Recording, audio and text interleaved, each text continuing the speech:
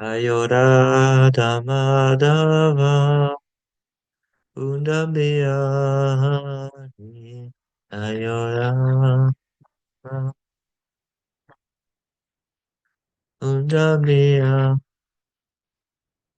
Nuda Undambia Dam Dam Undambia Gopidananda Girivardhana Gopidananda Girivardhana Gopidananda Girivardhana Gopidananda Girivardhana Yashodanandana Blajadana Rama Shodanandana Blajadana Shodanandana Blajadana Shodanandana Blajadana Munatira Manata Ira Manata Tira Manata Ira Manata Radha Madhava Buddha Radha Madhava Buddha Radha Madhava Buddha Radha Madhava Buddha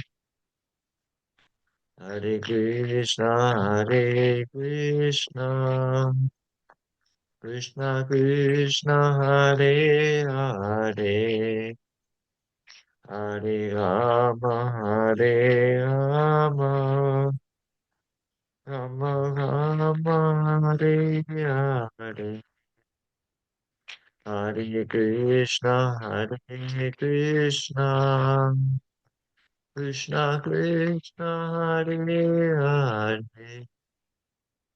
Hare Rama, Hare Rama, Rama Rama, Hare Hare,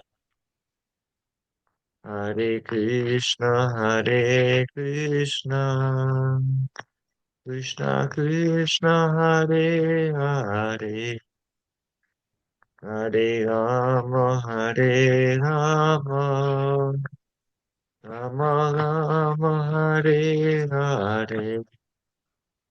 Hare Krishna, Hare Krishna, Krishna Krishna, Hare Hare, Hare Rama, Hare Rama, Rama Rama, Hare Hare, Hare Krishna, Hare Krishna, Krishna Krishna, Hare Hare.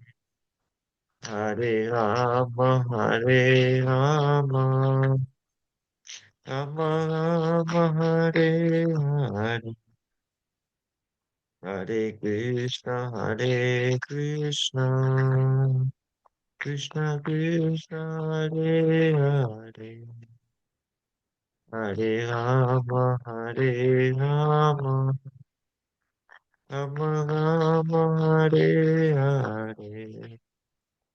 Hare Krishna, Hare Krishna, Krishna Krishna, Hare Hare, Hare Rama, Hare Rama, Rama Rama, Hare Hare, Hare Krishna, Hare Krishna, Krishna Krishna, Hare Hare, Hare Rama, Hare Rama, Rama Rama, Hare Hare, Hare Krishna, Hare Krishna, Krishna Krishna, Hare Hare, Hare Rama, Hare Rama, Rama Rama, Hare Hare.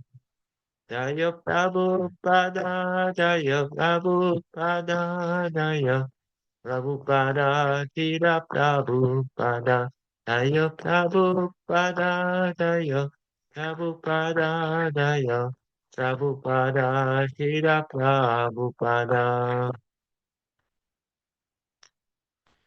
Jai Shri Prabhupada ki Jai, Mahamantra ki Jai, Bhagavad Gita ki Jai. Bonsoir à tout le monde. Bonsoir Louis. Bonsoir d'ailleurs. Donc on va continuer à lire la Bhagavad Gita pour essayer de avoir des réalisations, des compréhensions de ce monde, de qui nous sommes. Et donc la semaine dernière, nous avons fini le chapitre 11, si je me rappelle bien, avec la forme universelle. Et on se rappelle que donc dans ce chapitre, Arjuna a demandé de voir comment Krishna se manifestait dans l'univers entier. Et puis, donc Krishna lui a donné des yeux divins et puis il a montré sa forme universelle par laquelle il pénètre cet univers entier. Et puis après ça, Arjuna lui a demandé de reprendre sa forme humaine dans laquelle il avait sa relation éternelle avec lui, sa relation d'amitié. Et puis donc Krishna lui a montré d'abord sa forme à quatre bras de Vishnu. Et puis après cela, il a fini par lui remontrer donc sa forme habituelle de Krishna à deux bras. Et là, Arjuna était rempli de bonheur et de satisfaction. Et donc, nous avons appris donc dans ce chapitre que finalement, Krishna, il se manifeste sous différentes formes, mais qu'il y a une forme dans laquelle notre relation, ce sera la relation éternelle qu'on aura avec le Seigneur. Et donc, pour Arjuna, cette forme éternelle, c'est la forme à deux bras. Peut-être que pour vous, ça sera la forme à quatre bras. Et peut-être ce sera une forme de Nrsimhadev, ou la forme moitié homme, moitié lion, ou peut-être la forme de Varahadev, la forme de tortue, ou Matsya, la forme de poisson, ou Varahadev, la forme de sanglier. Donc il y en a pour tous les goûts, comme on dit, hein, selon quelle forme vous voulez relationner avec le Seigneur prendra cette forme. Et donc, nous avons aussi appris qu'au niveau donc, de ce qu'on appelle la philosophie du rasa, donc de la relation et de l'émotion, l'émotion la plus intime et la plus proche du Seigneur, c'est la relation donc d'amour avec la forme à deux bras, dans laquelle on a une relation intime avec le Seigneur.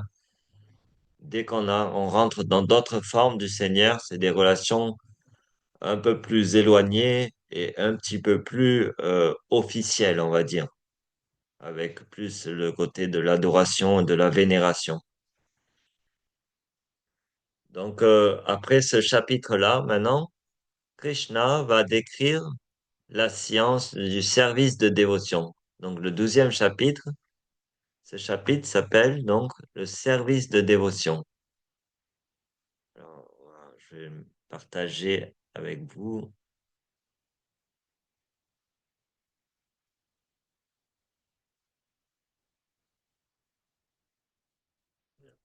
Est-ce que vous avez une question avant qu'on recommence et qu'on continue l'étude? du deuxième chapitre.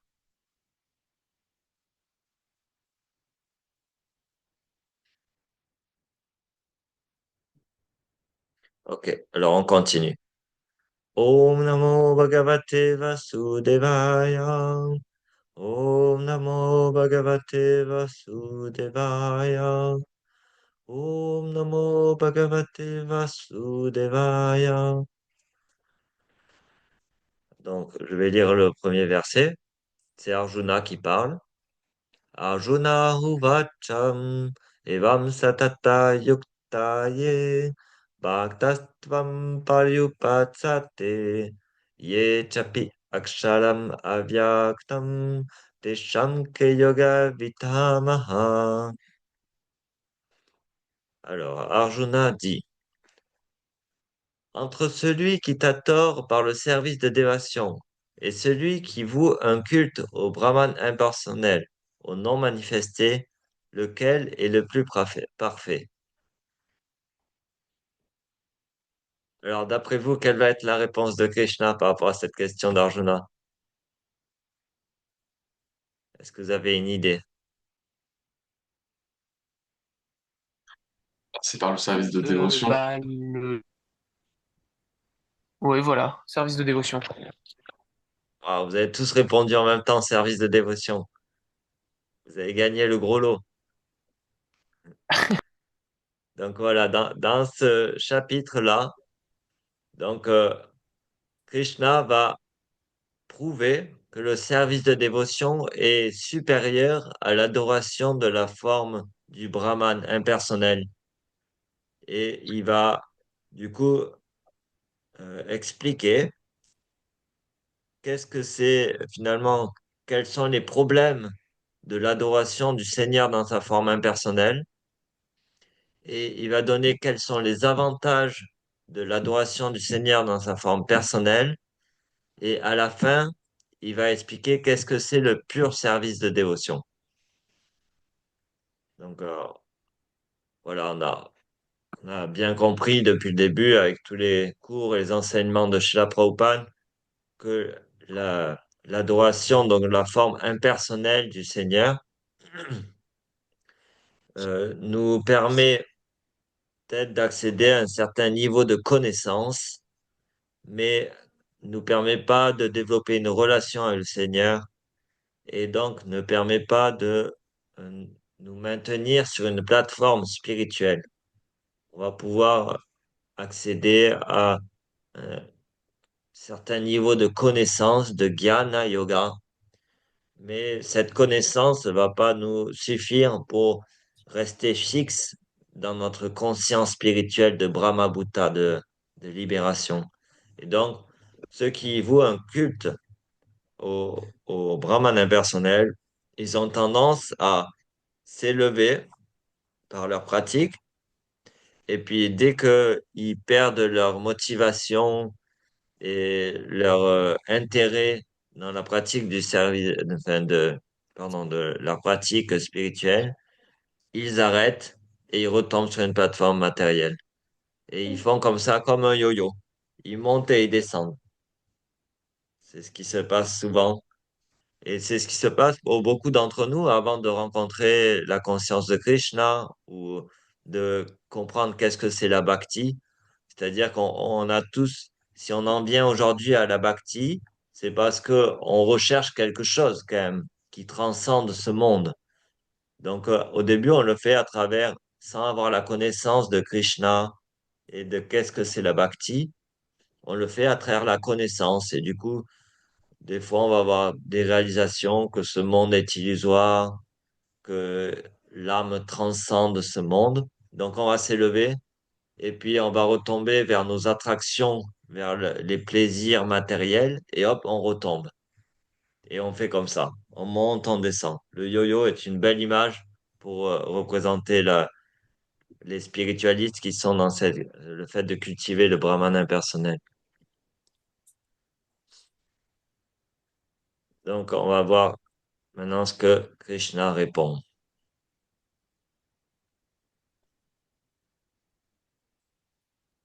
Alors, est-ce qu'il y en a un d'entre vous qui veut lire la réponse de Bhagavan Krishna. Moi, je veux bien avec plaisir. Allez-y. Shri Bhagavan Uvacha, Nayavesha Mano Yemam, Nitya Yukta Upasate, Shradaya Parayopetas, Teme Yukta Tama Mataha. Dieu, la personne suprême, dit: Celui qui fixe son mental sur ma forme personnelle et toujours m'adore avec une foi transcendantale, je le considère comme le plus parfait. Ah, merci beaucoup. Donc là, Krishna, il glorifie son dévot. Ça, c'est, ça, c'est ce que Krishna préfère faire. Ce qu'il adore faire, c'est glorifier ses dévots, ceux qu'il aime. Et donc là, il glorifie dès le début, il dit, voilà, il est plus parfait, c'est ceux qui fixent leur mental sur sa forme personnelle. Donc, une des choses par lesquelles on peut faire plaisir à Krishna, c'est faire un effort de fixer notre mental et notre pensée sur la forme de Krishna. On peut visualiser cette forme-là de Krishna avec la flûte, avec voilà, son corps bleu comme un nuage. Et puis, on peut méditer sur cette forme. Et alors, cette méditation, Krishna la considère comme la plus parfaite. Donc, ça lui fait plaisir. Et puis, nous, ça va nous aider beaucoup dans notre service de dévotion. C'est une des raisons pour lesquelles on adore des murtis, les statues dans le temple. C'est pour nous aider à fixer notre mental sur la forme de Krishna. Parce que si on n'a pas, si on ne sait pas quelle est la forme de Krishna, comment on peut fixer notre mental sur la forme de Krishna? C'est impossible. Donc ça, c'est une chose que Prabhupada est venu donner à l'Occident. Il est venu et il nous a donné, d'après les Védas, quelle est la forme de Krishna, quels sont les divertissements de Krishna et comment méditer sur cela.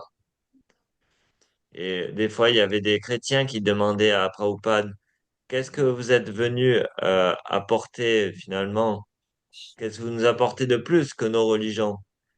Et puis Prabhupada, il leur disait, ben, je suis venu juste vous apprendre ce que vous avez oublié, c'est-à-dire quelle est la forme de Dieu et comment Dieu se manifeste et se divertit dans le monde spirituel. Et grâce à ça, nous pouvons vraiment transcender, parce que le fait de penser à Krishna ou d'être avec Krishna, c'est la même chose. Au niveau transcendantal, il n'y a pas de différence entre penser ou être avec. Donc, à partir du moment où vous pensez à Krishna, vous écoutez les paroles de Krishna et vous essayez de concentrer votre mental dessus, en fait, vous êtes avec Krishna. C'est pour ça que c'est très important de faire ce que l'on fait en ce moment parce que, en fait, là, on est avec Krishna. Il n'y a pas de différence entre ses paroles, lui, sa forme, tout ça, son nom, ses attributs, ses divertissements. Donc là, en fait, c'est pour ça que ce genre de réunion, c'est transcendantal, c'est absolument transcendantal. Donc c'est très bon de faire ça, cette Krishna Katha.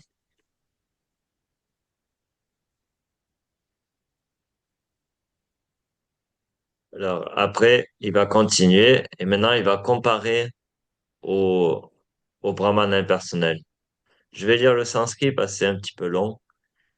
Yedvaksharam hanivdvechyam avyaktam palyupatsate sarvatragam hachintyan cha kutastam hachalam dhruvam saniyem yendriya gramam sarvatra samabudaya te prapnuvanti mam heva sarva bhuta hite rataha.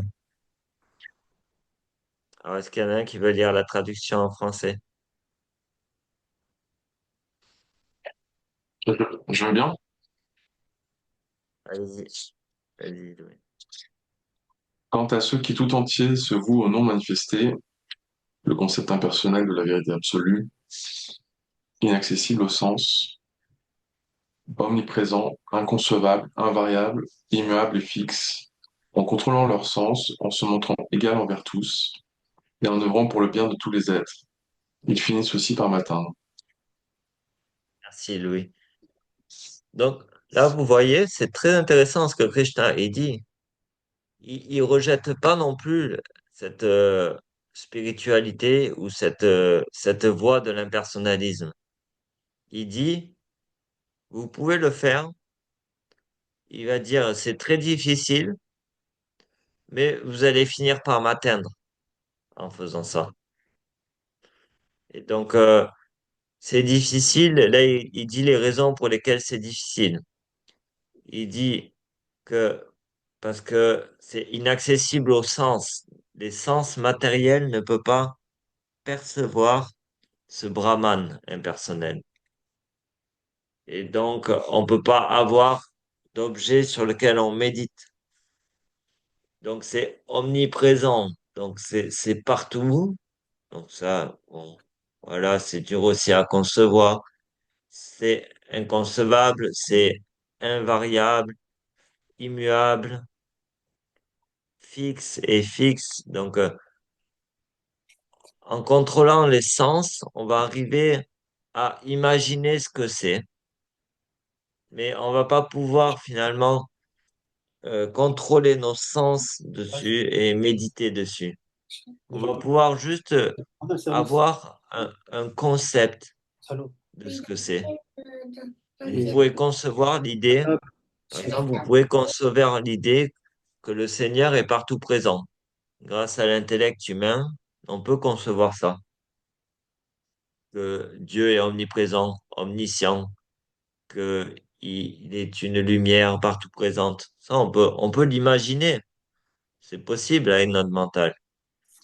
Mais ça, est-ce qu'on peut fixer notre mental là-dessus? C'est, c'est, c'est très difficile, c'est pas possible. Parce que on peut Alors, pas, avec nos sens, voir ça. On le conçoit, juste on l'imagine. j'ai Du un coup, son et tu vas ça, le chercher. ça va être difficile pour notre parcours spirituel.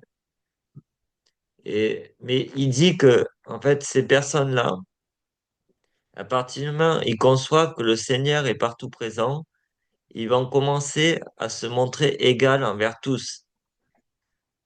Et donc, en se montrant égal envers tous, alors ils seront amis avec tous, ils auront pas d'inamitié avec les êtres vivants.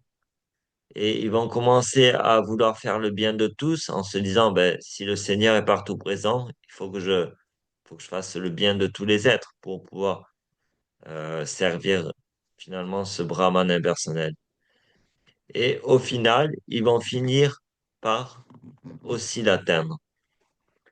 La seule différence, c'est que c'est une voie qui est beaucoup plus longue et beaucoup plus difficile, parce qu'il n'y a pas ce support, cet objet de méditation qui nous permet, à partir de nos sens matériels, d'imaginer la forme spirituelle du Seigneur. Donc, c'est en ça que Krishna, il répond comme ça, là, à ce moment.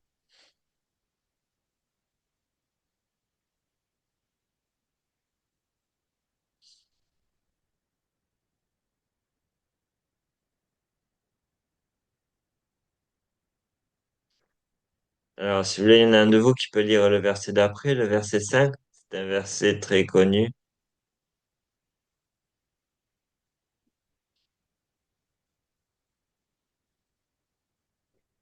Moi, je veux bien, Prabhu. Vas-y, s'entend. Toutefois,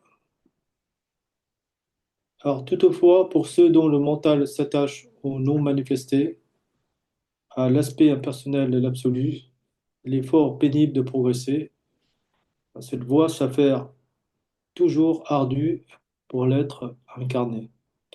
Hare Krishna. Merci. Donc voilà, là, voilà ce que Krishna a dit par rapport à ça. Donc, il nous a décrit comme quoi, donc, si on résume les quelques versets là du début, celui qui médite sur sa forme personnelle, c'est le plus parfait, et il va avoir plus de facilité à contrôler ses sens. Celui qui est attaché à la forme non manifestée, le Brahman impersonnel, il va avoir beaucoup de difficultés à progresser. Parce que, alors, on peut réfléchir. D'après vous, pourquoi il va avoir du mal à progresser?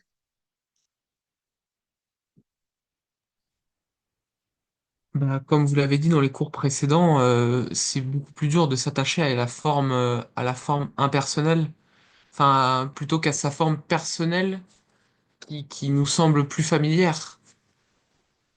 Ouais, oui, ça c'est là au niveau de la pratique, en effet, c'est la raison.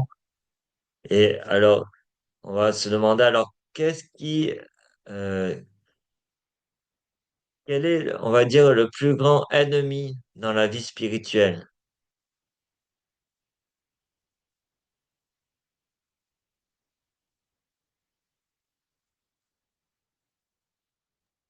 Hmm.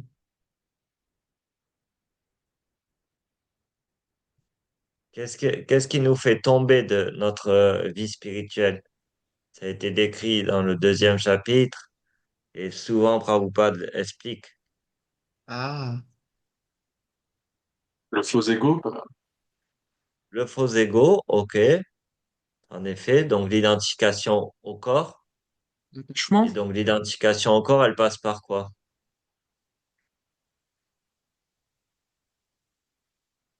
c'est Maya. Qu'est-ce qui, qu'est-ce qui relie l'âme au corps?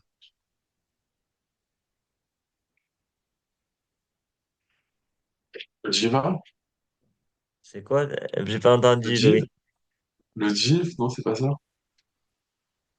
L'âme. Alors, c'est quoi, Le... s'entend?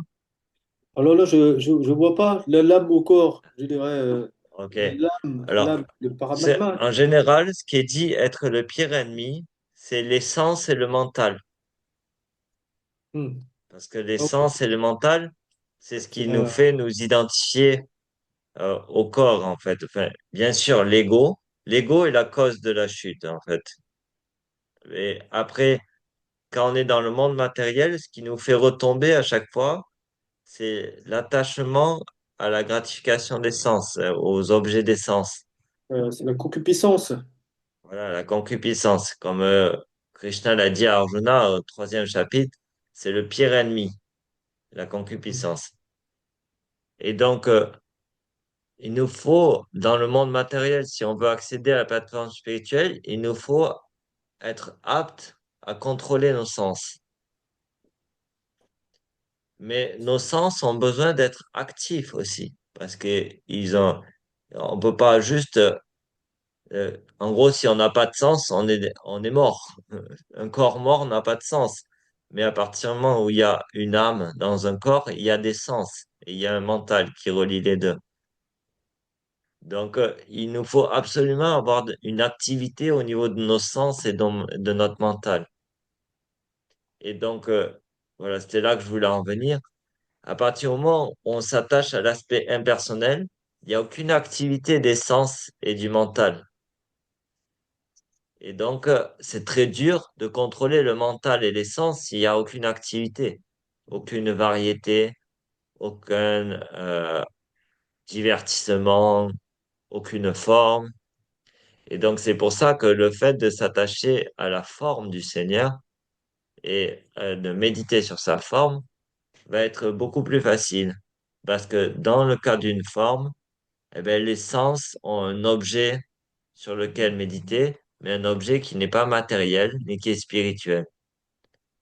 Et du coup, le mental et les sens deviennent très facilement maîtrisés grâce à la forme personnelle du Seigneur.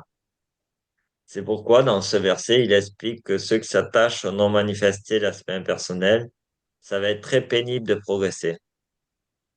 Et il dit, c'est pour ça que ça s'avère toujours très dur pour l'être incarné, parce que l'être incarné dans la matière, il a tendance à avoir les sens et le mental qui sont attirés vers les objets des sens. C'est la tendance dans le monde matériel. Donc c'est pour ça que Krishna répond comme ça à ce moment-là.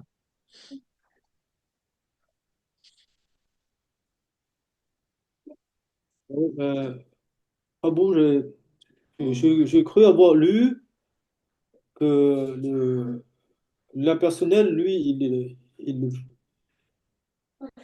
comment, il médite et il fond dans le Brahman, c'est ça, non?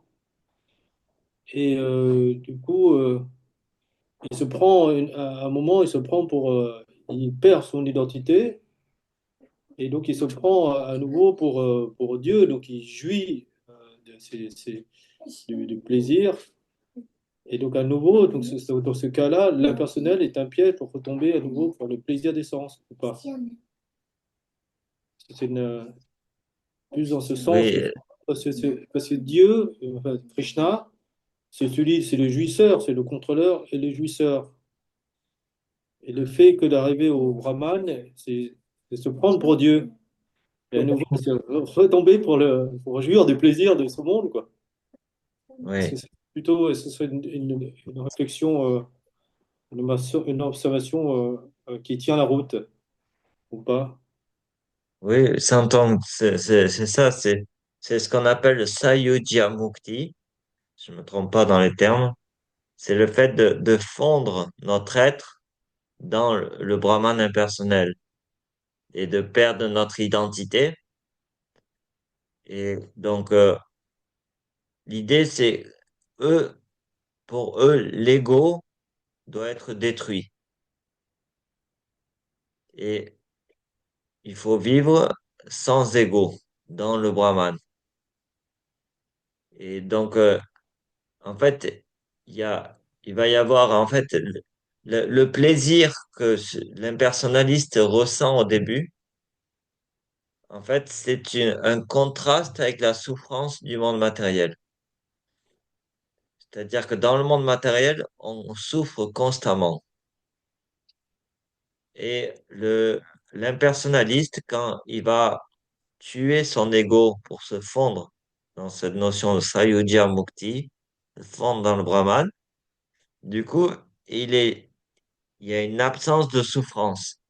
Et dans cette absence de souffrance, en comparaison avec la souffrance matérielle, il ressent une grande, en fait, c'est même pas une joie, c'est un soulagement. C'est même pas de l'ananda. Il n'y a pas d'ananda dans le Brahman. Il n'y a pas de félicité. C'est une absence de souffrance matérielle. Et donc, en comparaison avec avec les souffrances matérielles, du coup, on peut dire que c'est une joie. Et alors, il va ressentir ça. Et puis, mais vu qu'il n'y a pas l'ananda, il n'y a pas la félicité. Et l'âme spirituelle est faite de félicité. Ananda Mayo Vyasat. Et vu qu'il va pas ne le trouver, il va pas le trouver dans ce concept de Sayudhya Mukti, il va y rester un certain temps, mais à un moment donné, il va vouloir rechercher en fait cette félicité dans la variété. Et vu qu'il le trouve pas dans le Brahman, il vient le retrouver dans le monde matériel. Et donc, il va commencer à chercher à faire des œuvres humanitaires ou des choses comme ça dans le monde matériel parce que il trouvait pas ça dans sa conception de libération. Mais il n'y a pas de félicité dans le Brahman. Il y a juste une absence de souffrance. C'est les philosophies Nirvishesha, en fait. Et il y a pas de forme, il y a pas de, il y a, c'est neti neti, on dit en sanskrit. Ce n'est pas ça, ce n'est pas ça. Mais il y a rien de positif, c'est juste négatif. Je ne suis pas ça, je ne suis pas ça. Et donc, voilà, ce niveau est quelque chose qui peut nous aider à nous détacher un petit peu de la matière. Mais si on s'attache pas au spirituel, on va retomber dans la matière pour essayer de trouver la joie dans la matière. C'est ce que Prabhupada explique dans ses livres. Et il dit que les impersonnalistes, alors, ils vont revenir dans leur plateforme matérielle pour ouvrir des hôpitaux ou aider les pauvres, des choses comme ça. Est-ce que ça t'éclaire un peu par rapport à cette notion de Brahman? Oui, oui, ça m'est clair. Et est-ce que les bouddhistes font partie des impersonnalistes, Ouais, oui, selon toi? c'est une autre forme d'impersonnalisme. La différence, c'est que dans dans l'impersonnalisme, il y a différentes, en fait, il y a différentes classes d'impersonnalistes aussi. Hmm. Il y a ce qu'on appelle les Mayavadis. Eux, ils rejettent toute forme matérielle ou spirituelle. Ils disent tout est Maya. Ils disent la forme de Krishna est Maya, les formes dans ce monde c'est Maya, tout est Maya. Et ils disent à l'opposé, il y a le Brahman qui lui n'est pas Maya. Et donc eux, c'est ce qu'on appelle les Mayavadis. Ensuite, il y a ce qu'on appelle les Brahmavadis. Les Brahmavadis, c'est ceux qui vont adorer le Seigneur dans la forme de Brahman. Donc eux, ils disent, c'est pas, ils sont pas dans le fait de s'attacher, de rejeter la forme de Krishna, mais eux, ils adorent le Brahman impersonnel. Par exemple, Shukadev Goswami est un Brahmavadi au début, et après il devient un pur dévot dans le Srimad Bhagavatam. Il y en a différents comme ça. Ensuite, il y a ce qu'on appelle Nirvishesha, ou comment on appelle ça, le voidisme. Je sais pas comment on dit en français. Le, je sais pas comment on dit en français. Le fait d'adorer le vide. Euh, ça, c'est le bouddhisme. Nihiliste, peut-être. Et voilà, nihiliste, c'est ça. Et donc, ça, c'est encore une autre chose. C'est, en gros, ils disent l'existence, c'est le vide. Voilà, c'est ça l'existence. C'est le vide. Et donc, pour eux, ils vont aussi rejeter tout ce qui est matériel. Et leur but, c'est d'atteindre ce vide. Donc voilà, ces trois philosophies, Mayavadi, Brahmavadi et nihiliste, elles sont très proches. C'est juste que leur conception de la vérité absolue est différente. Pour les Mayavadis, la vérité absolue, c'est l'absence de forme. Pour les Brahmavadis, la vérité absolue, c'est le Brahman. Et pour les bouddhistes, la vérité absolue, c'est le vide. Voilà, c'est trois types d'impersonnalistes. Et Shankaracharya, il se situe dans il prône Mais lui, c'est un Mayavadi. Mayavadi. Oui. En fait, c'est un Mayavadi caché, comme les Acharyas l'expliquent. En fait, c'est Shiva, Shankaracharya. Donc, en fait, c'est le plus grand des Vaishnavas. Mais pour faire un service à Krishna, il a revêtu la forme de Shankaracharya, tout comme Bouddha. Bouddha, c'est Vishnu en personne. Et donc, de la même manière, Shiva, qui est donc Shankaracharya, qui a pris la forme Shiva, qui a pris la forme de Shankaracharya, il est venu pour faire un service à Krishna en prêchant cette philosophie mayavadi.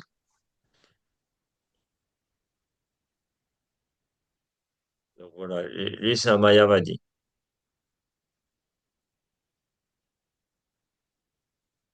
Quel est l'intérêt de prêcher vers les Mayavadis? Parce que ça revient à détourner la voix des personnes, ou c'est juste les attirer pour pas Euh, qu'ils se perdent beaucoup plus.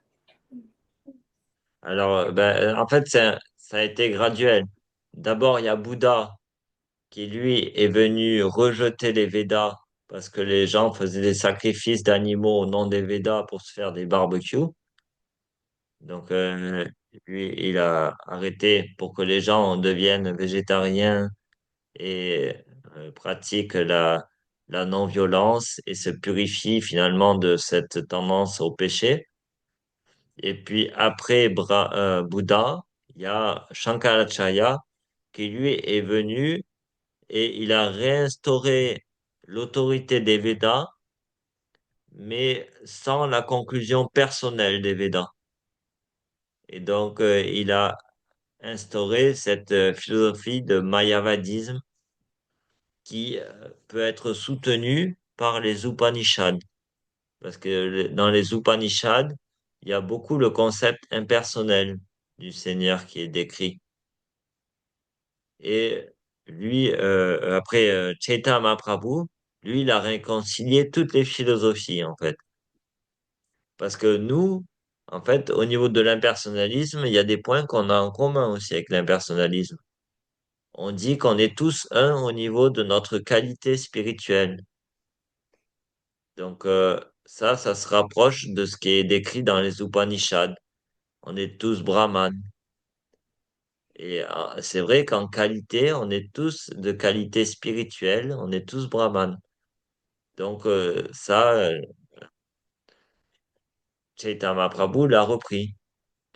Mais il a ajouté aussi la conclusion des Védas, qui est Vedaischa Saverham Vedyo, c'est-à-dire la conclusion de tous les Védas est de connaître Krishna. Donc, en fait, nous, cette philosophie impersonnaliste, on la connaît, mais on s'identifie pas à être brahman. On s'identifie à être serviteur de Krishna. Mhm. Est-ce que ça éclaire un peu par rapport Oui, à... c'est beaucoup plus clair. Merci, Prabhu. Merci. Allez, Krishna.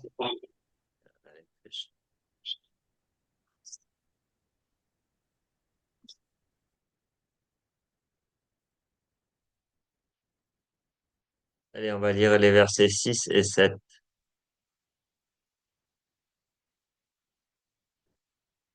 Je vais le lire. Pour qui m'adore, ô fils de Prita, pour qui m'abandonne tous ses actes et se voue à moi sans partage, pour qui se consacre au service de dévotion et le mental fixé sur moi fait de moi l'objet de sa méditation, je suis le libérateur qui très vite l'arrachera à l'océan des morts et des renaissances. Donc là, maintenant, après que Krishna ait décrit donc et comparé la philosophie impersonnaliste, donc le fait d'adorer le Seigneur dans la forme impersonnelle et le fait d'adorer le Seigneur dans sa forme personnelle, maintenant il va revenir vers ce qu'on appelle l'échelle du yoga, les différentes étapes. Sauf que là, il part du haut de l'échelle. Là, il présente quel est le niveau le plus élevé dans la spiritualité. Et puis, progressivement, il va dire, pour ceux qui n'arrivent pas à faire ça, faites ça. Pour ceux qui n'arrivent pas à faire ça, faites ça. Et du coup, ça permet à chacun de savoir comment pratiquer la conscience divine, la conscience de Krishna, en fonction de là où on en est. Et donc, voilà, ça, c'est le but qu'on aurait. Dans ce verset, c'est décrit quelle est la perfection. Donc, la perfection, c'est de l'adorer, d'abandonner tous ses actes au Seigneur et de se consacrer au service de dévotion, avoir le mental qui est fixé sur Krishna, avoir toujours Krishna comme seul objet de méditation. Et alors, si on arrive à faire ça, Krishna nous libère des morts et des renaissances. Donc voilà, vous pouvez imaginer dans votre tête et vous rappeler, la perfection, c'est ça. Abandonner tous ses actes à Krishna, toujours pratiquer le service de dévotion, avoir le mental qui est toujours fixé sur Krishna et toujours avoir comme seul objet de méditation Krishna. Et Krishna nous promet que si on fait ça, il nous libère de l'océan des morts et des renaissances.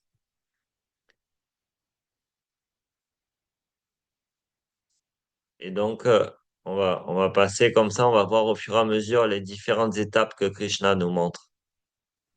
Après Euh, cela, j- Pardon. vas-y, vas-y, Tom. Non, Allez-y, Tom, je voulais poser une question sur ce que vous venez de dire. allez-y. Donc, dans, dans le fait de fixer de fixer notre mental sur Krishna et de lui dédier tous nos devoirs ou nos travaux, est-ce que, je sais plus si c'est dans le Srimad Bhagavatam ou dans le Bhagavad Gita, mais en gros, il nous a dit que pour respecter ça, il faut chanter le Maha Mantra quand on travaille, ou penser à Krishna. Mais est-ce que c'est quoi en fait la manière dont on peut donner notre travail à Krishna si par exemple moi demain j'ai un travail à rendre, admettons, fabriquer un vêtement, comment est-ce que je peux faire de ce vêtement d'abord un travail que je veux dédier à Krishna? Par quelle manière?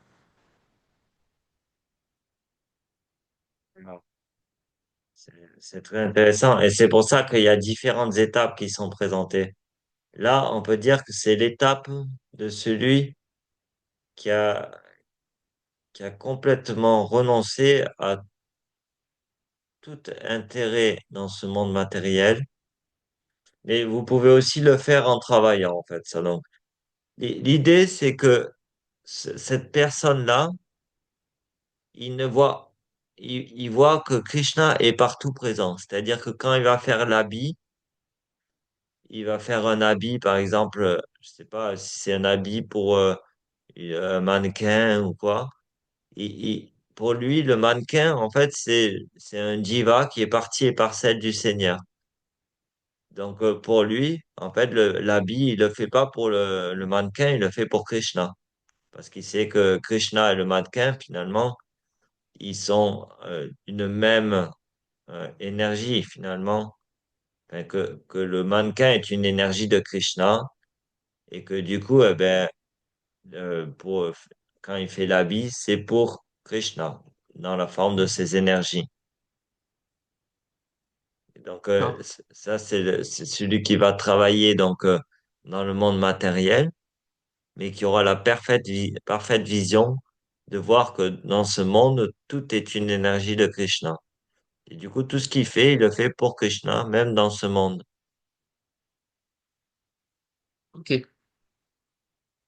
Donc de garder en Après, il tête faut... que pardon, Allez-y, allez-y.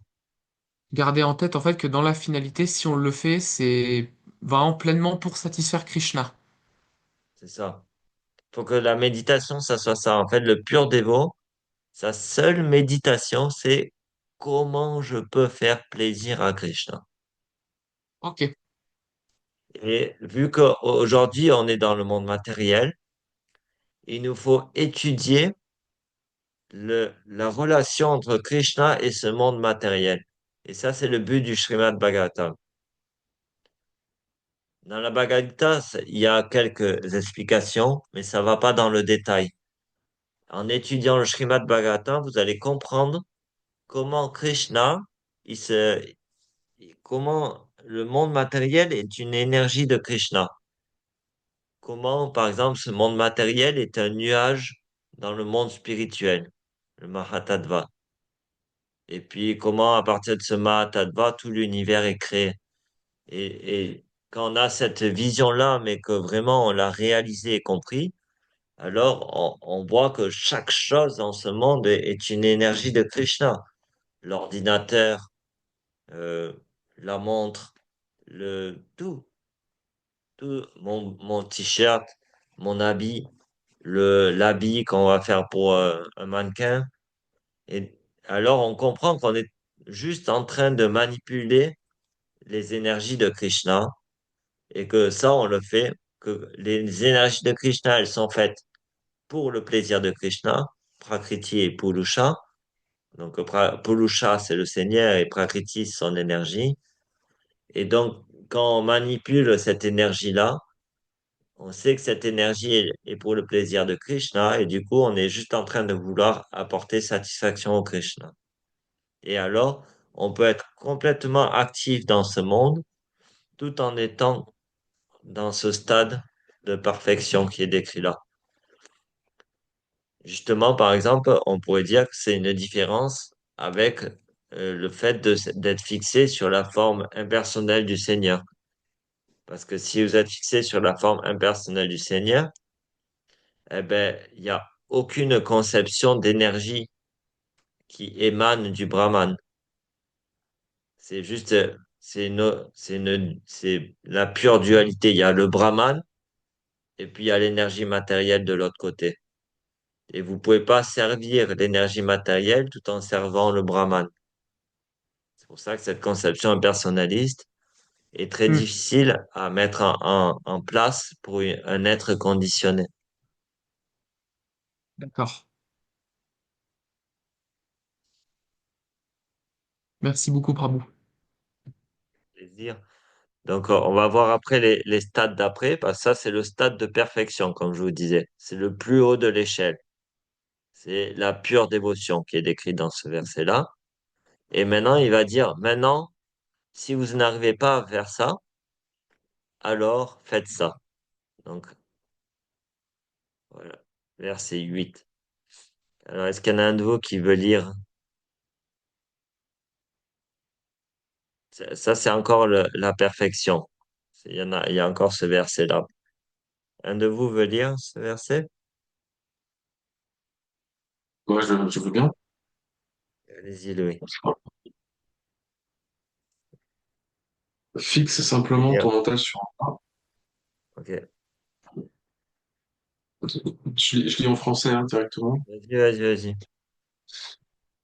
Fixe simplement ton mental sur moi, Dieu, la personne suprême, et place en moi toute ton intelligence. Ainsi, tu seras sûr de toujours vivre en moi. Merci, Louis. Donc voilà, là, c'est juste ça continue avec le verset d'avant, vous voyez. C'est celui qui arrive à fixer son mental sur Krishna. Comme je vous disais tout à l'heure, Tom, cette personne-là, il fixe son mental sur Krishna sous la forme du Seigneur, donc qui joue de sa flûte avec la plume de Pan et tout ça, mais aussi sous la forme de ses énergies. Il sait que toutes ces énergies de ce monde sont les énergies de Krishna, elles sont reliées à Krishna. Et donc son mental est constamment absorbé en Krishna. Et du coup, il vit en Krishna en faisant ça. On a déjà pas mal parlé là-dessus, donc après, on va voir les étapes d'après, du coup.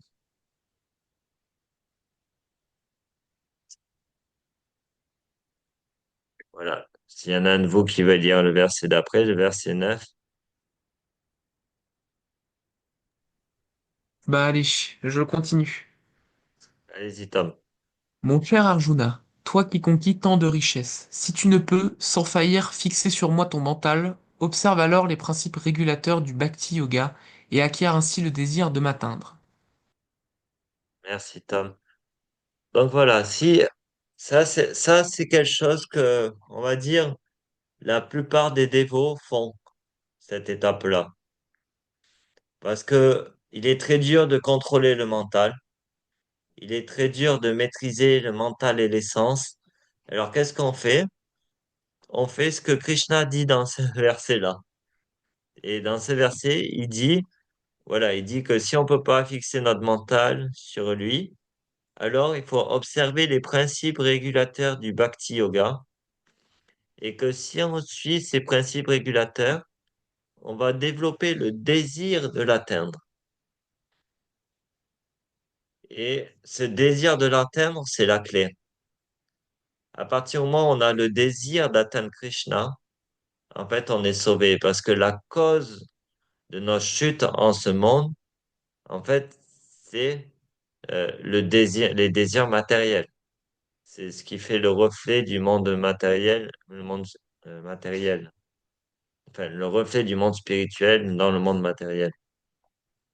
Donc, il faut, en fait, ces régulations du Bhakti Yoga, c'est ce qui permet de transformer nos désirs, transformer les désirs matériels en désirs spirituels. Alors, est-ce qu'il y en a d'entre vous qui ont quelques réalisations par rapport à ça? Est-ce que vous vous sentez concerné par ça dans votre vie?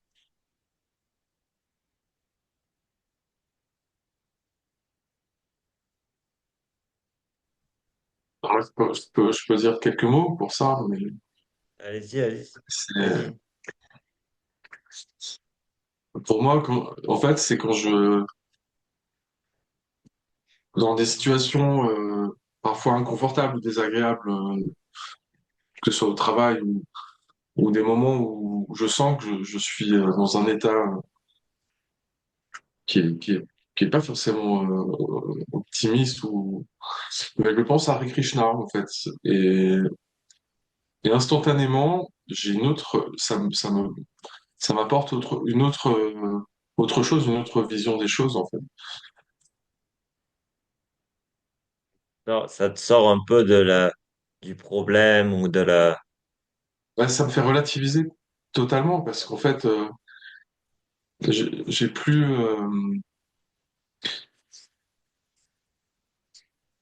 en fait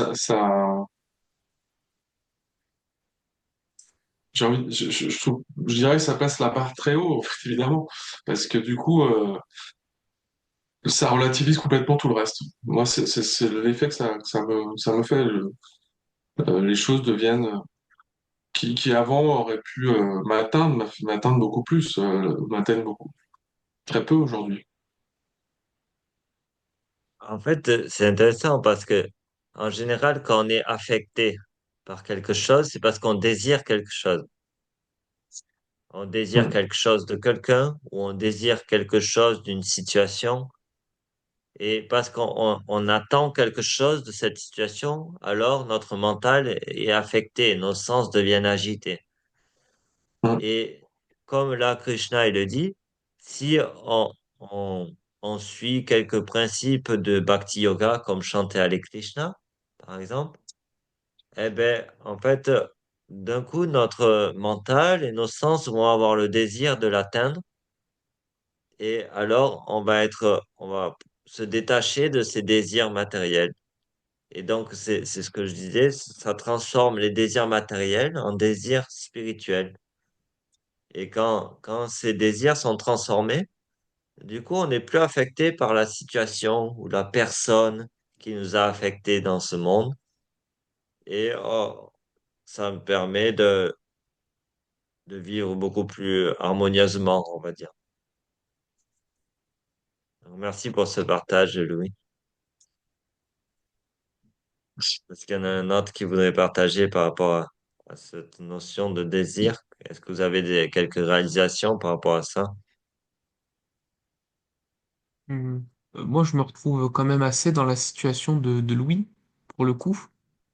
C'est vrai que c'est exactement dans ces mêmes moments-là, je crois que penser Hare Krishna nous permet de relativiser, comme a dit Louis, et surtout de se rappeler encore une fois que euh, c'est le monde matériel. Et que le Hare Krishna, c'est-à-dire ce mantra qui nous permet d'être liés de chacun de notre manière à Krishna, ça nous permet aussi de nous rappeler que la vraie source et la seule et unique source de joie et de plaisir, c'est bien Krishna, et que il faut pas s'infliger de mal ou à notre mental dans les situations matérielles. Super, oui, c'est ce pourquoi la plupart d'entre nous, on a continué à chanter, chanter, chanter, à vouloir toujours aller plus loin dans cette démarche-là. Et c'est ce que moi aussi j'ai eu l'expérience. Au début que j'ai commencé à chanter, je me rappelle quand j'allais travailler, je travaillais comme kiné à ce moment-là. Et ce que je faisais, c'est que chaque fois que j'allais faire des domiciles, que j'étais dans ma voiture, c'est jamais un moment très agréable dans la voiture et tout ça, ben, je faisais que chanter en fait. Et je me rappelle que j'étais plus dans ma voiture. C'est comme si j'étais dans la voiture, mais j'étais plus dans la voiture. J'étais avec Krishna, quoi. Et donc, en gros, c'est ça, c'est que ces pratiques-là, toutes ces pratiques-là, ce sont des principes régulateurs qui permettent de désirer atteindre une autre plateforme, en fait. Une plateforme dans laquelle il n'y a pas tous ces choses matérielles de désir, de compétition, de pouvoir, Non, il y a juste en fait des échanges d'amour et des relations de la joie, de l'amusement. Et donc, en gros, là, ce que dit Krishna Arjuna, c'est que, voilà, si aujourd'hui on peut pas penser constamment à Krishna, il nous faut continuer à essayer de suivre ces principes, comme chanter avec Krishna ou comme prendre sa douche, se nettoyer régulièrement ou garder un environnement propre et tout ça. Et que toutes ces activités-là, elles vont nous aider à développer de toujours de plus en plus le désir de l'atteindre jusqu'à qu'on aura finalement la conscience qui était décrite dans les versets d'avant, c'est-à-dire on pense constamment à Krishna et on vit en Krishna. Donc c'est ça l'étape que là, Krishna il décrit à Arjuna. Il y a- Je voulais vous partager aussi un extrait de Srila Prabhupada qui disait à ce sujet-là que il est très bien de penser à Hare Krishna dans les mauvais moments, mais aussi dans les très très bons, de manière à lui être reconnaissant. Et surtout, ben, parce qu'il disait que le fait de chanter avec Krishna, ça permettait d'être avec Krishna et que c'est bien d'être avec lui dans les bons et les mauvais moments, et pas seulement dans les mauvais moments. Ah, c'est vrai.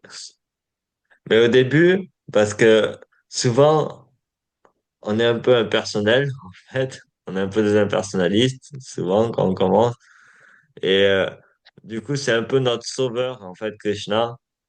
Et donc, on va souvent y penser, souvent quand on souffre au début, par rapport à rejeter ce monde et essayer de connecter à Krishna. Mais après, en effet, ce que vous dites est tout à fait vrai.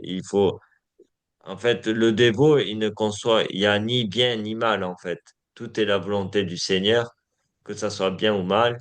Et donc, dans les bons moments, il va dire, il va y avoir de la gratitude envers Krishna. Et dans les mauvais moments, il va avoir euh, sa pensée qui va être tournée vers Krishna tout le temps, finalement.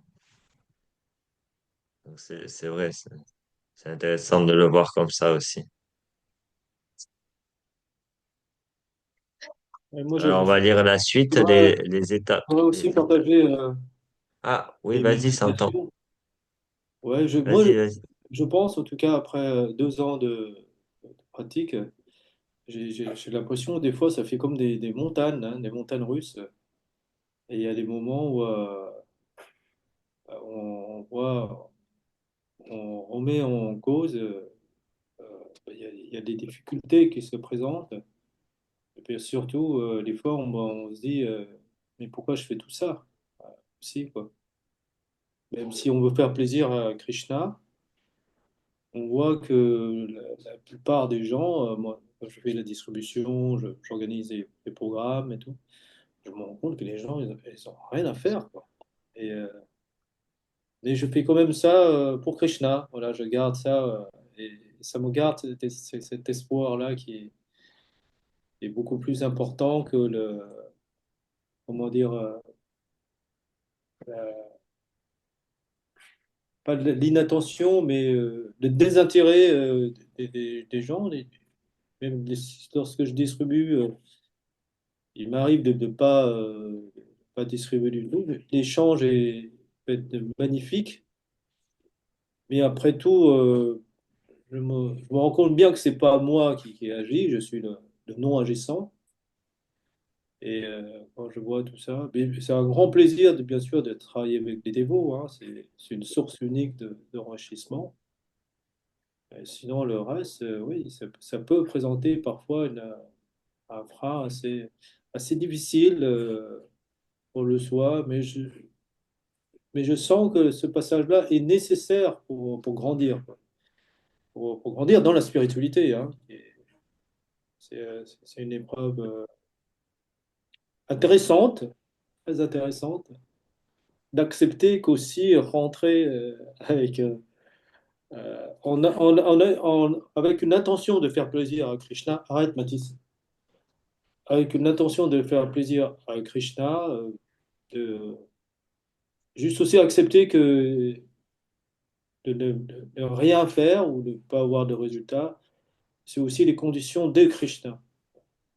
Et c'est aussi une source de joie. Voilà, c'est à la fois pénible, mais c'est une source de joie. Voilà, c'est contrairement aux échecs qu'on pourrait recevoir, parce que c'est pas un échec, faire plaisir à Krishna, différemment par rapport à une entreprise ou, euh, ou non, mais qu'est-ce que tu as fait là? Attends, il y a Mathis qui s'est caché là.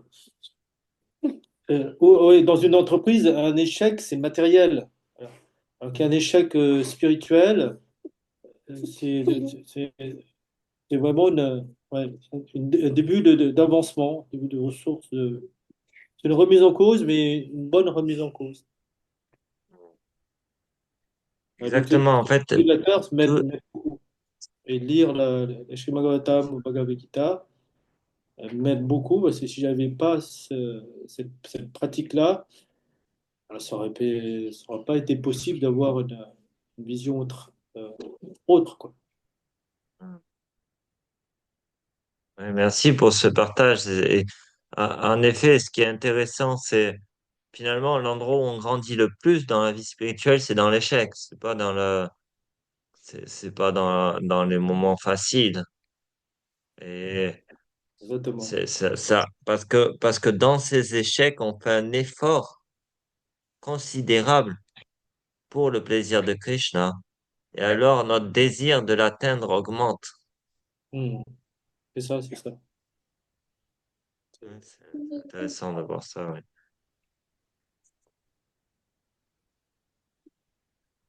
Alors, on va lire le verset d'après, qui, je vous dis, c'est intéressant parce que c'est graduel. Là, il va dire maintenant, donc, si tu ne peux toutefois te conformer aux principes régulateurs du Bhakti Yoga, alors essaye d'œuvrer pour moi, car en agissant pour moi, tu parviendras à l'état de perfection.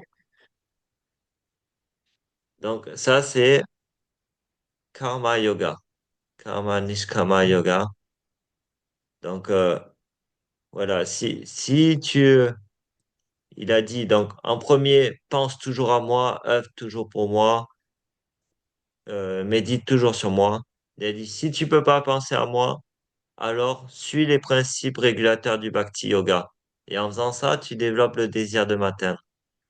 Et là, maintenant, il dit, OK, tu n'arrives pas à suivre les principes régulateurs du Bhakti Yoga? T'inquiète pas. Tu peux encore avancer dans la vie spirituelle.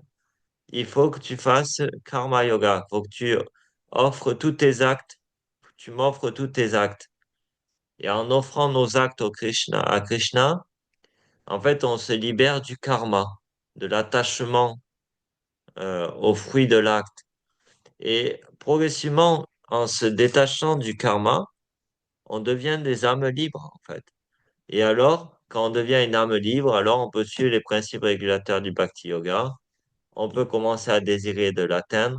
Et alors, on peut penser constamment à lui.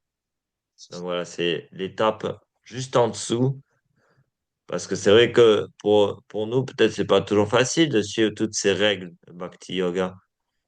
Donc, ok, si tu peux pas, dans ce cas, il faut que tu m'offres le fruit de tes actes. Tu agis pour moi.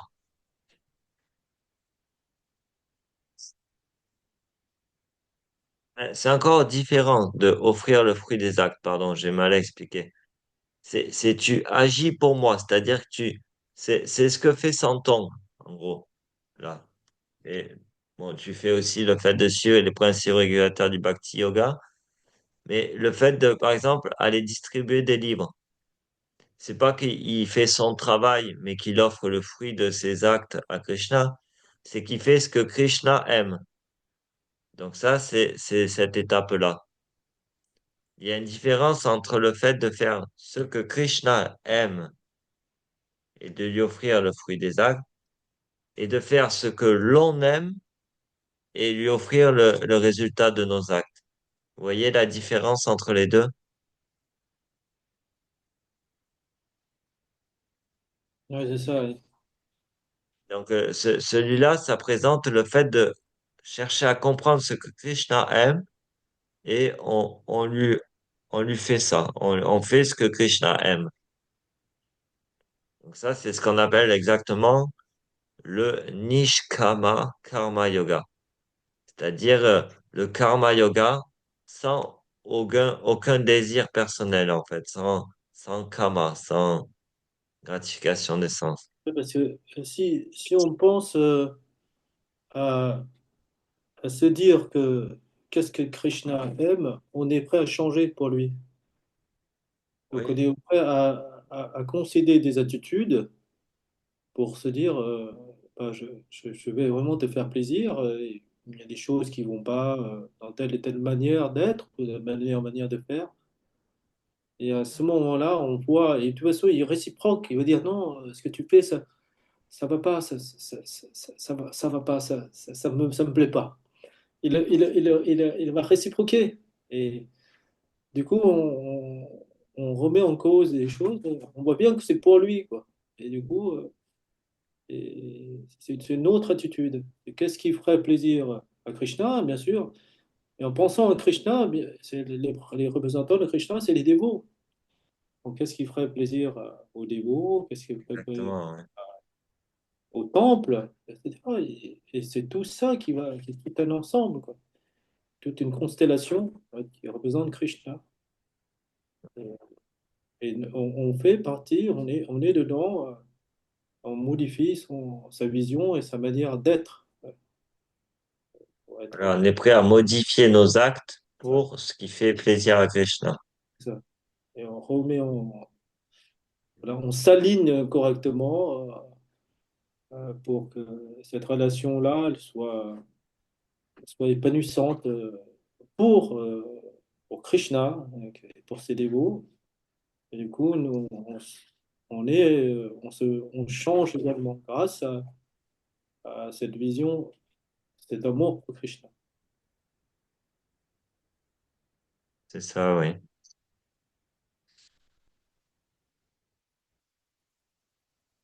Euh, on va continuer et après je vais vous remontrer l'échelle du yoga et on va essayer de comprendre par rapport à ce qu'on vient de regarder aujourd'hui.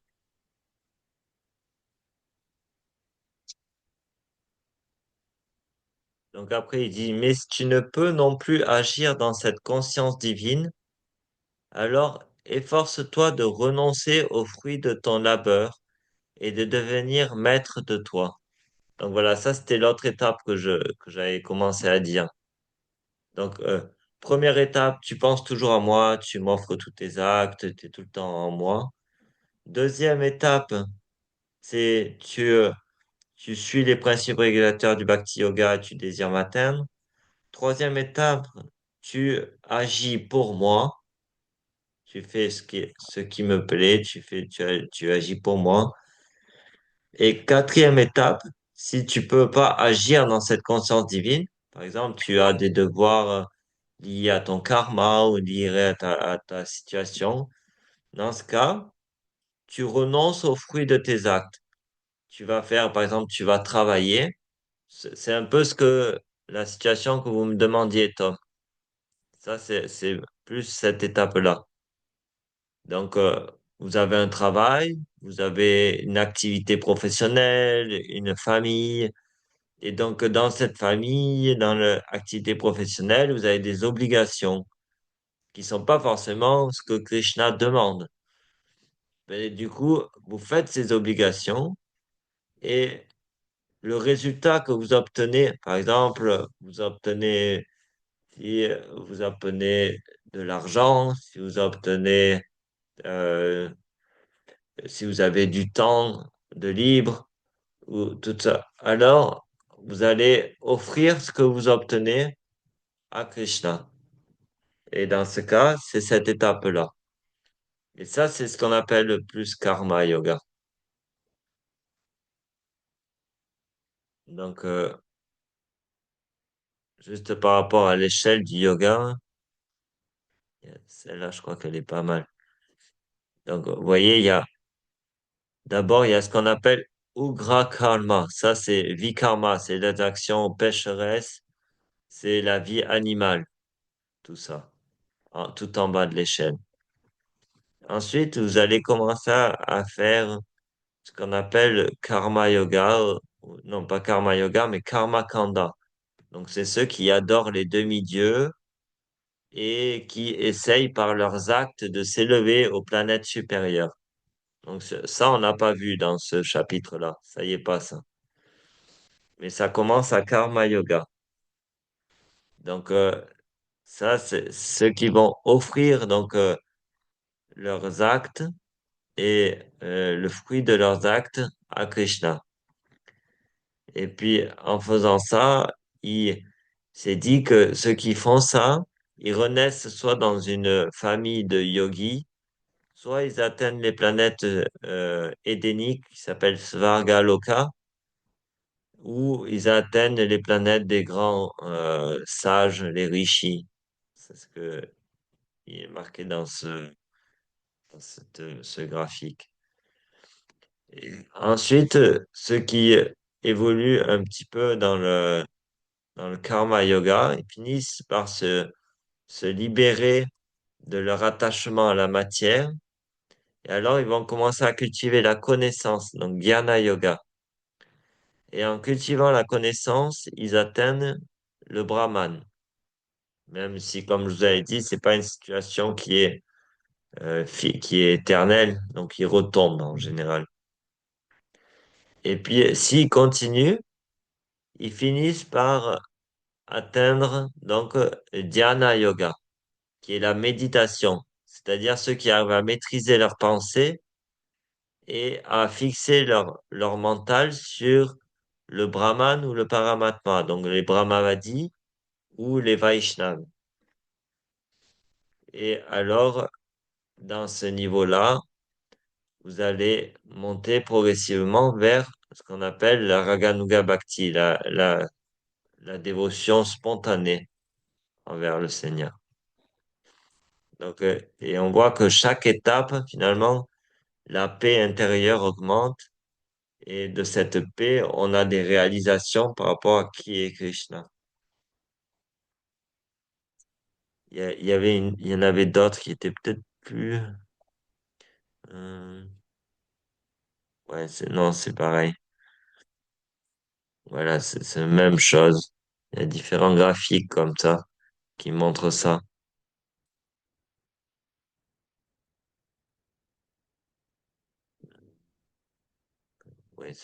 Ouais, c'est l'échelle du yoga, quoi. Et donc là, on voit que dans ce que Krishna décrit à Arjuna, il y a cette notion d'échelle. C'est-à-dire, si vous pouvez pas faire ça, alors descendez d'un barreau et faites quelque chose qui est plus facile. Par exemple, renoncer au fruit de l'acte. Là, c'est le verset qu'on vient de voir. Il va encore après, il continue. Il y a encore des étapes en dessous de ça.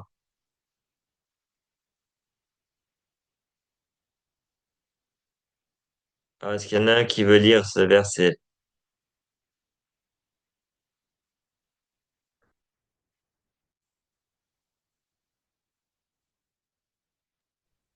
Si personne veut, moi je veux bien le prendre.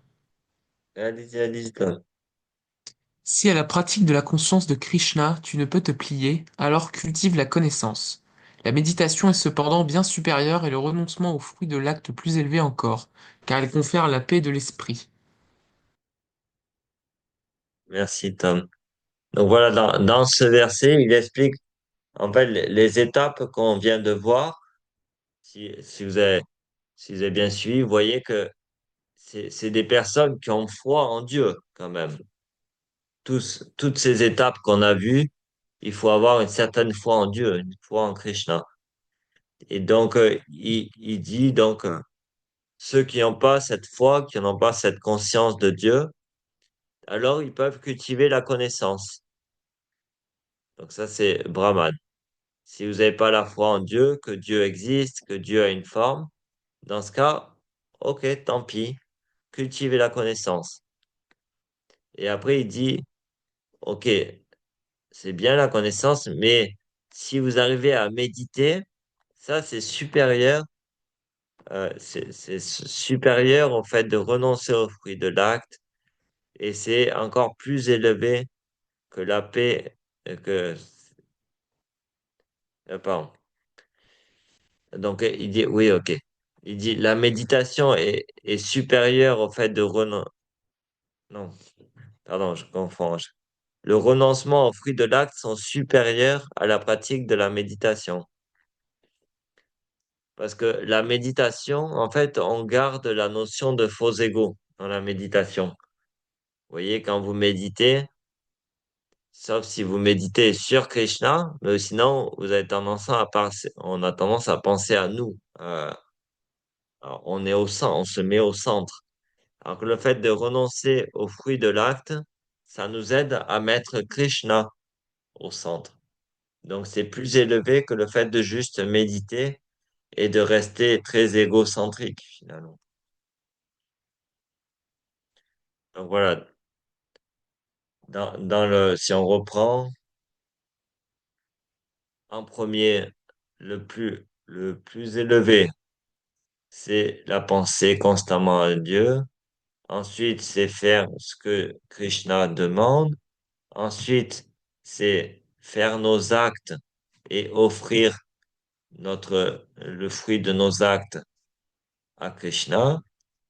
Ensuite, c'est la méditation. Et ensuite, c'est le fait de cultiver la connaissance. Voilà, c'est les différentes étapes.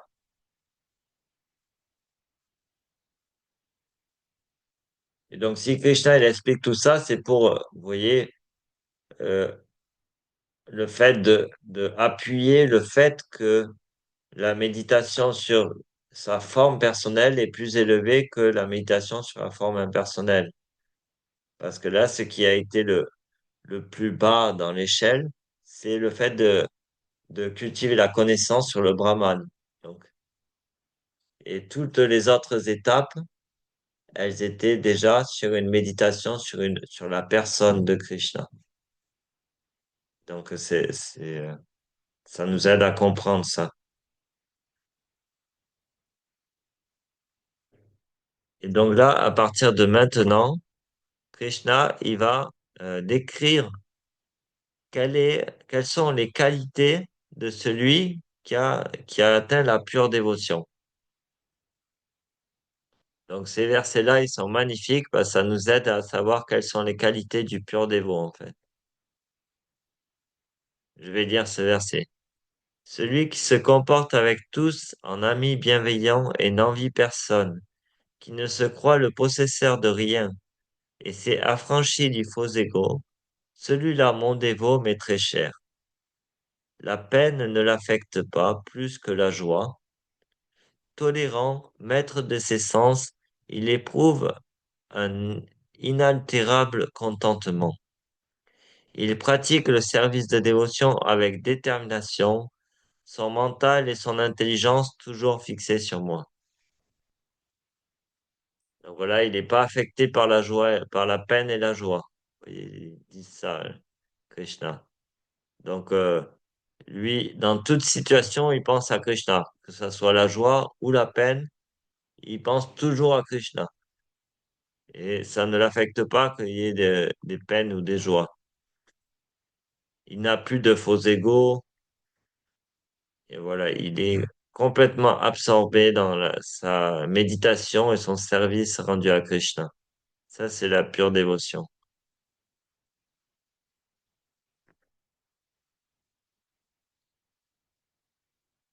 Donc, il va y avoir quelques versets comme ça qui décrivent ça.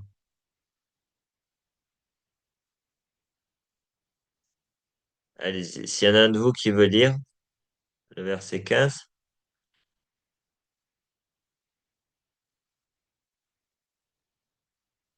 Ouais, tu veux bien? vas-y, Louis. Celui qui n'est jamais cause de tracas pour autrui et ne se laisse lui-même jamais troubler, que n'affecte ni la joie, ni la peine, ni la crainte, ni l'anxiété, celui-là m'est très cher. Donc là, on comprend bien cette notion de transcendance quand on lit ça. La personne n'est pas du tout. Quand on lit ça, on se dit, c'est quelqu'un qui est pas de ce monde. Il a, il est jamais affecté par rien et rien ne le trouble, ni la joie, ni la peine. Et, donc, toutes les dualités, ça l'affecte pas. Et, Et puis, il embête jamais personne en plus de ça. Donc, c'est vraiment quelqu'un qui transcende tout, quoi, toute dualité, qui, euh, qui, qui vit en ce monde, mais qui n'est pas de ce monde. C'est vraiment ça, ces versets, ça décrit ça. Allez-y, on peut continuer si vous voulez. S'il y en a un de vous qui veut lire le verset 16. Moi, je veux bien, Prabhu. Vas-y, vas-y. Ah, mon dévot, c'est être pur, expert en tout, qui ne dépend pas du cours ordinaire des choses, qui est libre de tout souci, de toute souffrance, et qui ne recherche point le fruit de ses actes, mais très cher. Ah, allez, Krishna. Merci, non. Là, vous voyez, Krishna, il nous lance des pistes, hein, quand même, hein. Comment être cher, comment lui plaire. Donc, il dit pas que pour lui plaire, il faut être je sais pas, le gourou du monde entier ou il faut être quelqu'un de très fort avec des gros muscles ou il faut être très connu. Non, il dit c'est quelqu'un qui est affecté par rien, qui ne trouble personne, qui qui est pas du tout qui dépend pas de l'ordre des choses ordinaires et en fait c'est une personne qui vit avec Krishna quoi. Il est en ce monde mais il est avec Krishna quoi. Il est ici-bas mais il est tout le temps avec Krishna. Il fait plus rien dans ce monde finalement. Il est tout le temps en train de son corps agit mais son âme elle agit avec Krishna. Il agit sur deux plateformes en fait. Il va maintenir le corps avec tout ce il faut faire pour le corps, manger, dormir, des choses comme ça. Mais son mental, son être, sa pensée est avec Krishna. Du coup, il est dans cette situation-là. Et alors, il transcende complètement.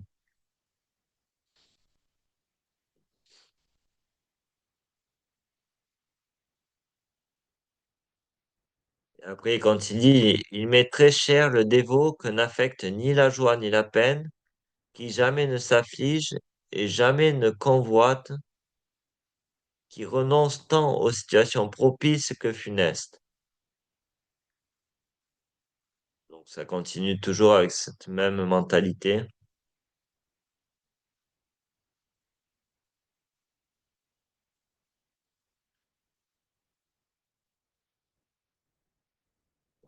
Je vais lire la suite aussi. Celui qui traite pareillement l'ami et l'ennemi, qui demeure égal dans l'honneur et le déshonneur, la chaleur et le froid, le bonheur et le malheur, la gloire et la diffamation, qui toujours se garde des mauvaises fréquentations, qui, silencieux, satisfait de tout et insouciant du gîte, et établi dans la connaissance, et me sert avec amour et dévotion. Celui-là m'est très cher.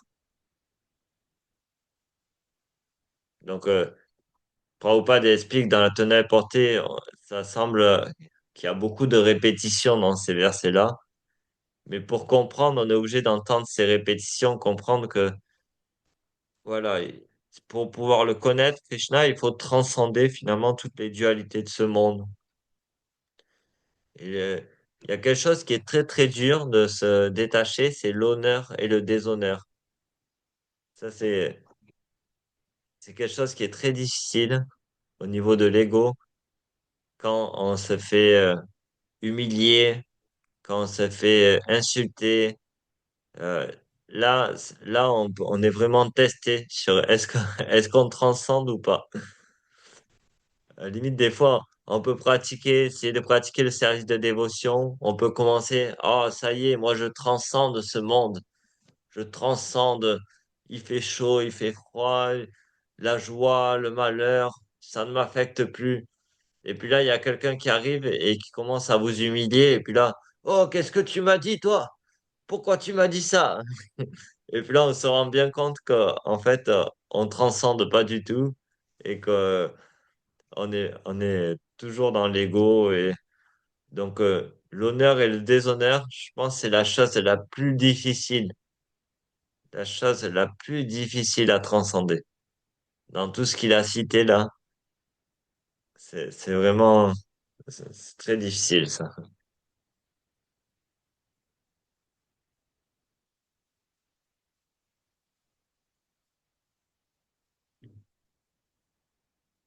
Est-ce qu'il y en a un qui veut lire, je crois que c'est le dernier verset du chapitre. Je vais bien le lire, mais après, je vais devoir partir. Ok, de toute façon, on va arrêter après. Je voulais juste finir le chapitre parce il y a 20 Bah versets oui, oui, oui, bien et sûr. puis après, on arrête. Alors, celui qui, plein de foi, s'engage tout entier dans cette impérissable voie du service de dévotion, faisant de moi le but suprême, m'est infiniment cher. Hare Krishna. Merci, Tom. Donc voilà, ça c'est la conclusion de ce chapitre. On se rappelle au début, Arjuna, il a posé cette question, qui est supérieur en celui qui voue un culte au Brahman ou celui qui t'adore dans la forme personnelle.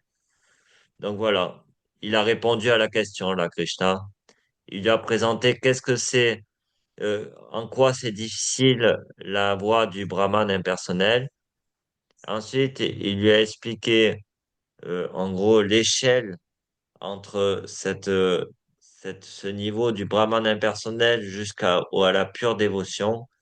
Et après, il a expliqué les qualités du pur dévot, comment le pur dévot transcende ce monde. Donc voilà, ce chapitre-là, nous permet de comprendre ça et de comprendre qu'est-ce que c'est le service de dévotion finalement, comparé à la connaissance impersonnaliste.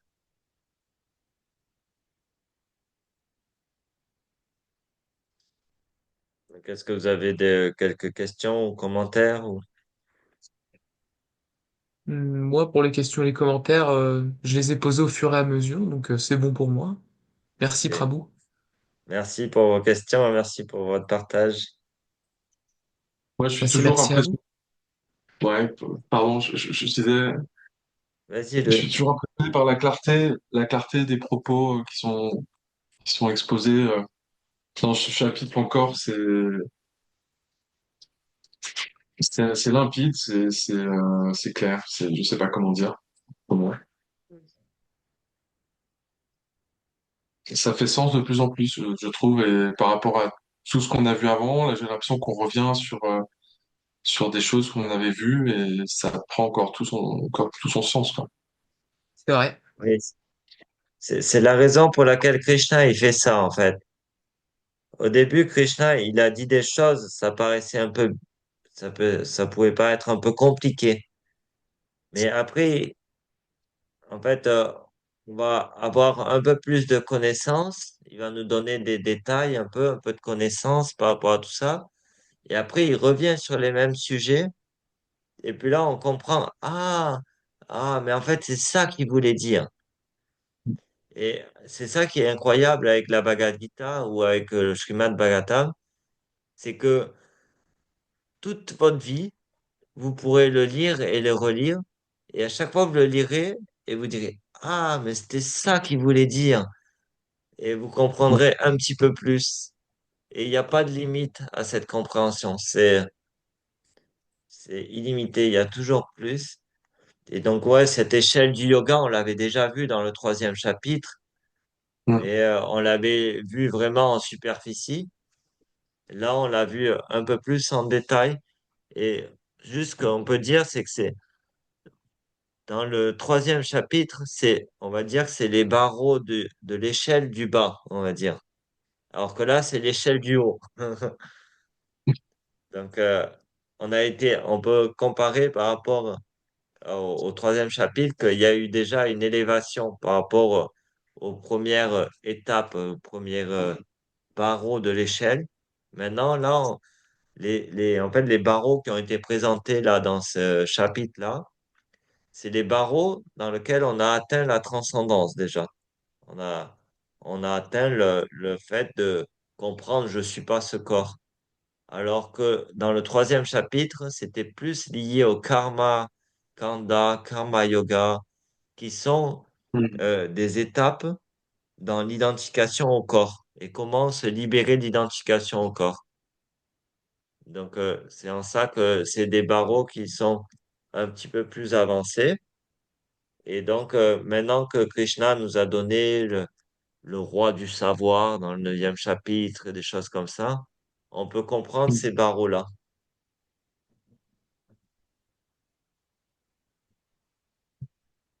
Et ce qui est intéressant, c'est que ça peut nous donner un objectif de quelque chose à atteindre. On a toujours besoin d'avoir un objectif dans la vie. Mais l'avantage, c'est là, c'est pas un objectif matériel, c'est un objectif spirituel. Donc, c'est pas comme si on était attaché au fruit de l'acte ou quoi.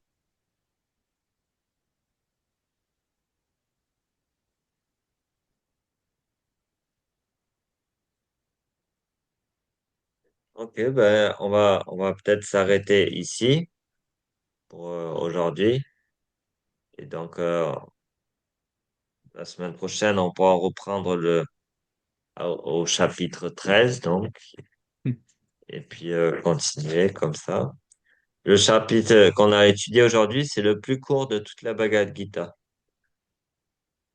Donc, c'est pour ça qu'on l'a fini en un cours. Mais en même temps, il est très riche et très, il y a beaucoup d'informations très importantes par rapport à qu'est-ce que c'est la pure dévotion.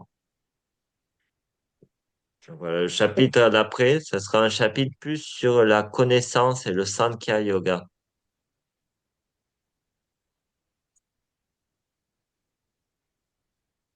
Ok, ben, si vous n'avez rien de plus à dire, on va arrêter ici. Merci beaucoup pour votre participation et puis Merci à vous, Prabhu, comme d'habitude. Merci beaucoup. avec plaisir, merci pour les questions et les réalisations. Ça rend le cours plus vivant. Et puis, ben, passez une bonne semaine. Et puis, À vous aussi.